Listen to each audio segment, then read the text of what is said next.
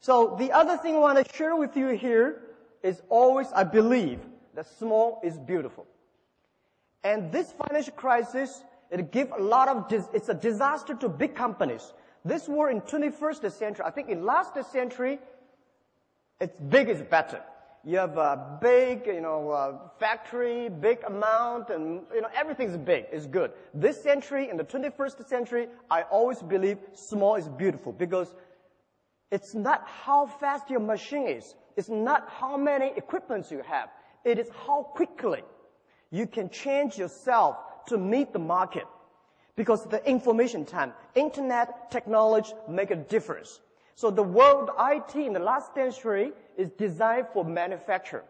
And this century, IT is designed to help the consumers.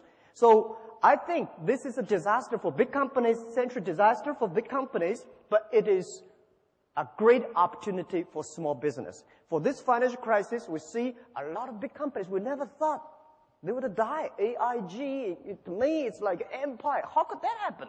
Right? All the big car companies which we respect, we always want to be there.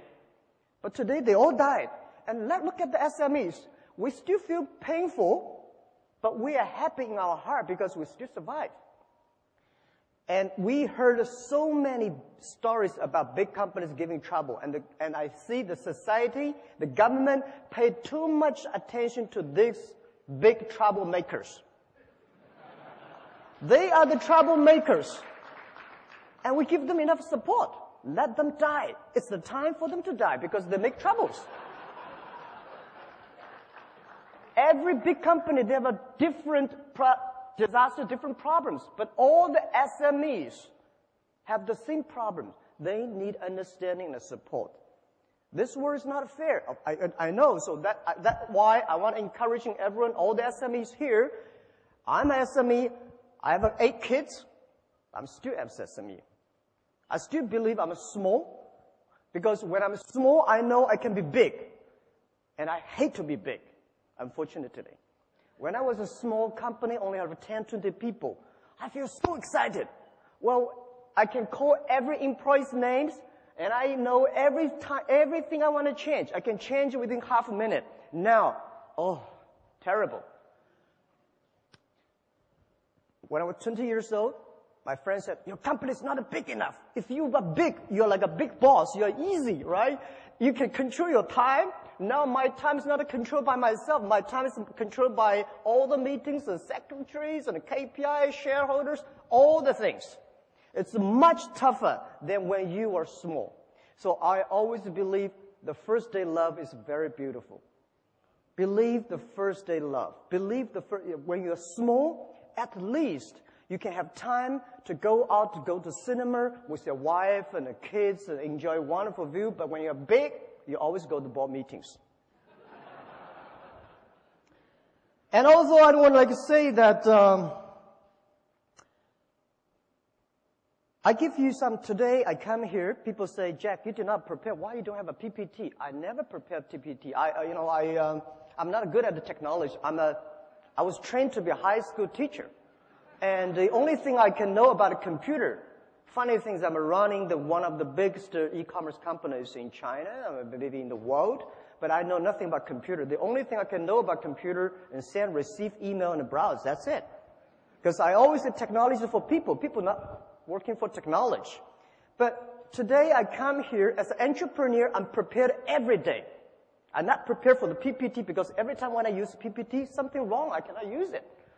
So I come here to tell you my own experience. I want to share with you, as an 8 kids father, what I did when I have trouble.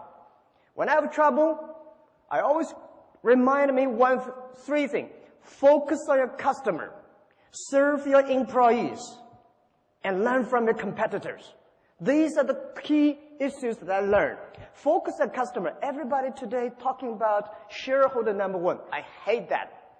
I think it's always customer number 1. It's the customer give you the money. It's the customer give you the innovations. It's the customer that make you happy. Because Year 1999 and year 2000, when internet bubble burst, we cannot get any money, we do not have revenues, we have nothing, but every day what I encouraged me go on was a letter of thanks and emails from my customers. Say, Jack, Alibaba, keep on, because you helped us. Someday we will help you. That's the dream I had.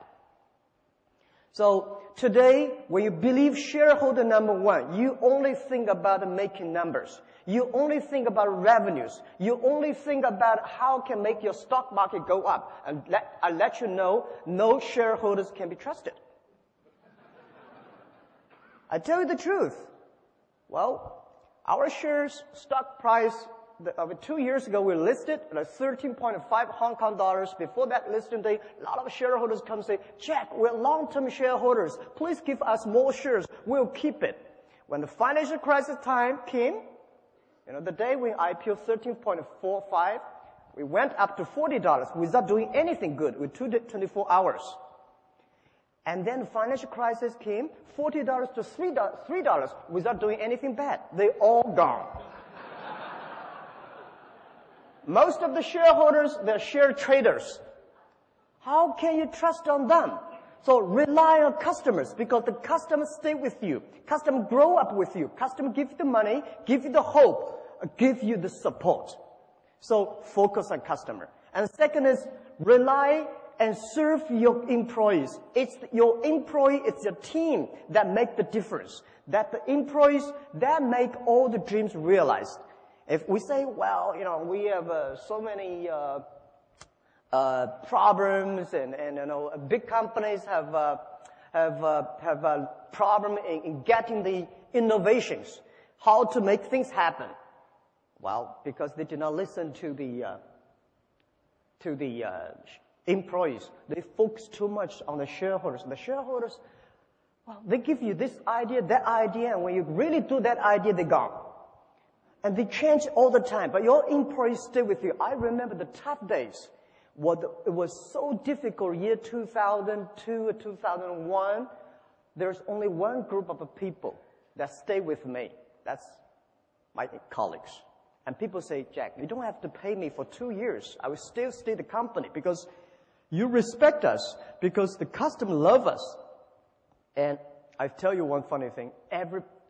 Only when you believe your employees are talents, they are talented people. If you don't believe them, they will never be. My mistake I made when I was year 2000, we raised $5 million US. And that $5 million US, when we have money, we start to make mistakes. I try to hire as many talents as possible. Those talents are MBAs, those talents are vice president of multinational companies, because I believe if you have MBA, you must be good, right? But when I hire these guys, oh my God, it's terrible. These guys came telling you strategy. I only have $5 million. I remember one of the vice president of marketing said, Jack, this is the budget for next year's marketing. I said, what is that? $12 million US. I said, I only have $5 million. He said, I've never done any plan below 10 million. When something wrong, it's always your fault. Because you never know. So try to find the right people, not the best people, all the employees. You try to find. So if you try to hire great people in your own company, which your company is not good enough at that time, just like a poor Boeing 7, if you want to put a Boeing 747 into a poor tractor, when that grows, your tractor never fly into pieces. So my suggestion is that look at your employees, develop them. Only when they are developed, your company will be developed.